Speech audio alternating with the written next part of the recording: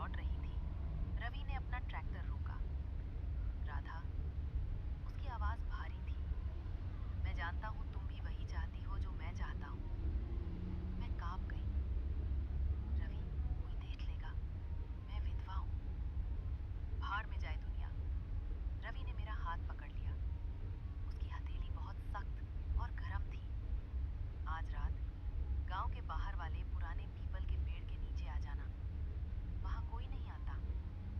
मेरा दिल कर रहा था मना कर दूं, पर मेरा जिस्म वो हाँ कह रहा था। बरसों की प्यास थी। मुझे लगा एक रात, बस एक रात की तो बात है। कौन देखेगा उस वीराने में। रात के 11 बजे मैं घर से निकली।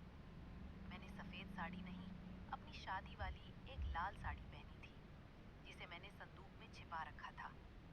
मैंने बालों में तेल लगाया, आंखों में काजल डाला। आज मैं प्रेमिका थी।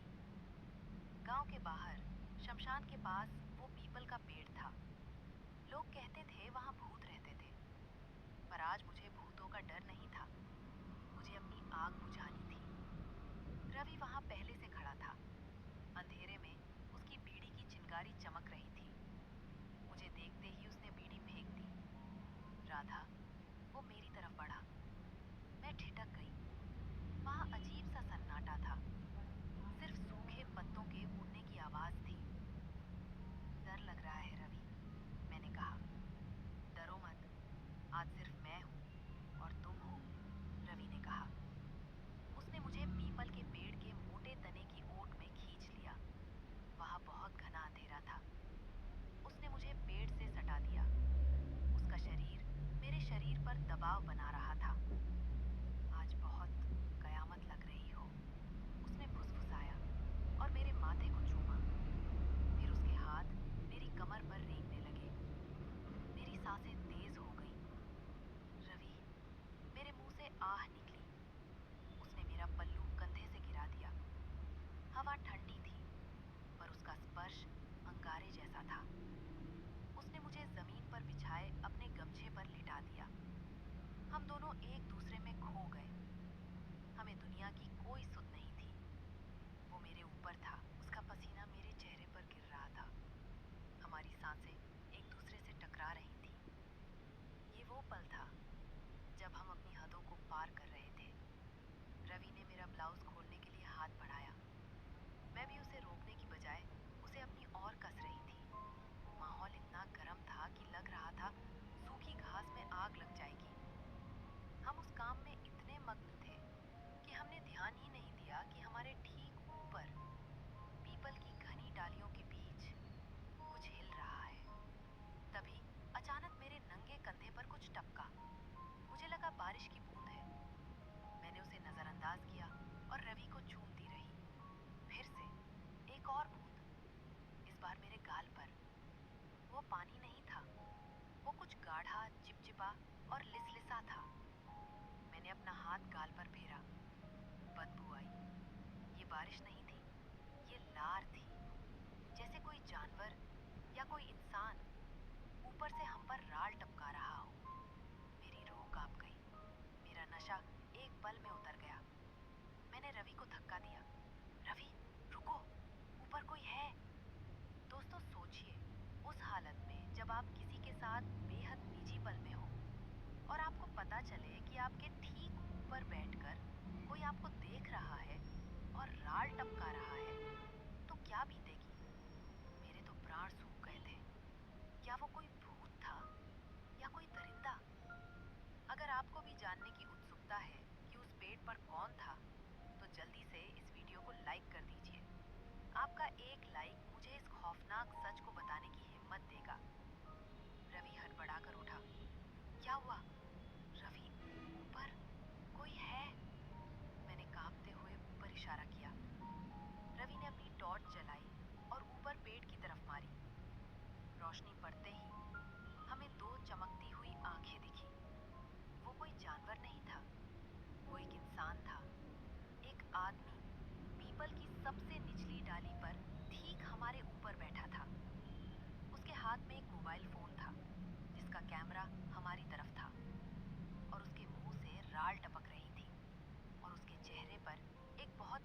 घिनौनी शैतानी मुस्कान थी। जैसे ही लाइट उस पर पड़ी, वो हंसा। वो हंसी सुनकर मैं पहचान गई। वो भैरू था, गांव का पागल भिखारी। वही भैरू जो दिन भर मंदिर की सीढ़ियों पर पड़ा रहता था, फटे कपड़े पहनता था और जिसे हम सब बेचारा समझकर खाना देते थे।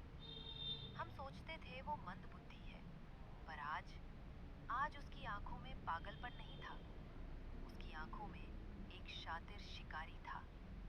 साले कुत्ते, रवि दहाड़ा, तू हमारी वीडियो बना रहा है। रवि ने अपनी धोती कसी और फुर्ती से पेट पर चढ़ने लगा। आज तुझे जिंदा नहीं छोड़ूंगा। भैरू को लगा रवि नहीं चढ़ पाएगा, पर रवि किसान का बेटा था। वो बंदर की तरह ऊपर चढ़ा। भैरू घबरा गया। वो दूसरी डाल पर कूदने लगा, पर रवि ने उसका पैर पकड़ लिया। नीचे आ हरामखोर। रवि ने उसे जोर से खींचा। भैरू धड़ाम से नीचे जमीन पर गिरा। रवि भी उसके ऊपर कूदा। रवि ने उसे दबोच लिया और घूंसे बरसाने लगा। तू पागल बनता है, पागल बनता है। मैंने जल्दी से अपने कपड़े ठीक किए और वहां पड़ी टॉर्च उठाई। रवि ने भैरू की जेब से वो मोबाइल छीन लिया। हमने मोबाइल ऑन किया, गैलरी खोली और जो हमने देखा, उसे देखकर मुझे उल्टियां आने लगी। उस फोन में सिर्फ मेरा और रवि का वीडियो नहीं था, उसमें सरपंच की बेटी का वीडियो था जब वो खेत में जा रही थी। उसमें नई नवेली बहुओं के नहाने के वीडियो थे। उसमें गांव के कई जोड़ों के ऐसे ही प्राइवेट पलों के वीडियो थे जो उन्होंने छिपकर बिताए थे। ये भिखारी, ये पागल नहीं था, ये एक वॉयर यानी छिपकर देखने वाला बीमार इंसान था।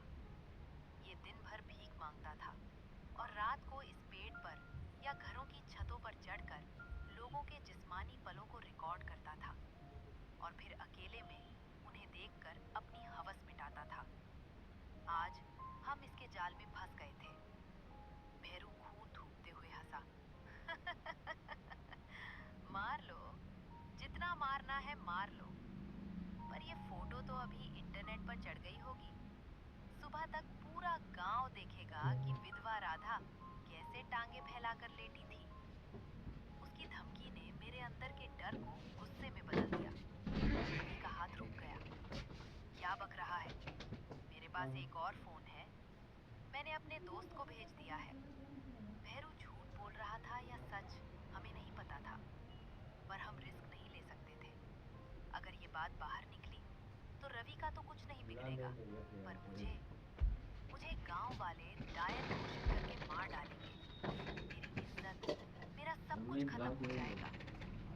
मैंने रवि की तरफ देखा। रवि की आंखों में भी वही डर था। रवि ने भैरू का गला पकड़ लिया। डिलीट कर इसे, अभी। नहीं करूंगा। अब तो मजा आएगा। भैरू अभी भी अपनी गंदी हरकत से बाज नहीं आ रहा था। वो मुझे घूर रहा था। रवि ने पास पड़ा एक भारी पत्थर उठाया। रवि, मैंने उसे रोकना चाहा, पर रवि ने मेरी तरफ देखा। राधा, अगर ये जिंदा रहा तो ये कल किसी और का शिकार करेगा और तेरी जिंदगी तो नर्क बना ही देगा। उस पल वहां सन्नाटा छा गया। एक तरफ कानून था और दूसरी तरफ मेरी इज्जत। मैंने अपना मुंह फेर लिया और एक तेज आवाज आई, धप। रवि ने वो पत्थर भैरू के सिर पर दे मारा था। भैरू की हंसी हमेशा के लिए खामोश हो गई। हमने वो फोन लिया, उसे पत्थर से कुचलकर चूरा चूरा कर दिया। रवि ने उस फोन के टुकड़ों को और भैरू की लाश को उसी पीपल के पेड़ के पास एक पुराने सूखे कुएं में डाल दिया और ऊपर से ढेर सारी मिट्टी और पत्ते डाल दिए।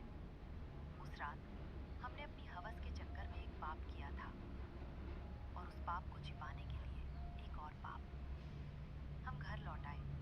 किसी को कुछ पता नहीं चला। अगले दिन गांव में चर्चा थी कि भैरू गायब है। लोग कह रहे थे बेचारा पागल कहीं भटक गया होगा। मैं और रवि चुप थे, लेकिन कहानी यहाँ खत्म नहीं हुई।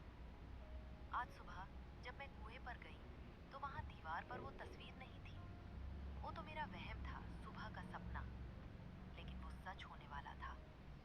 मेरे घर के दरवाजे के नीचे एक लिफाफा पड़ा था। मैंने उसे खोला।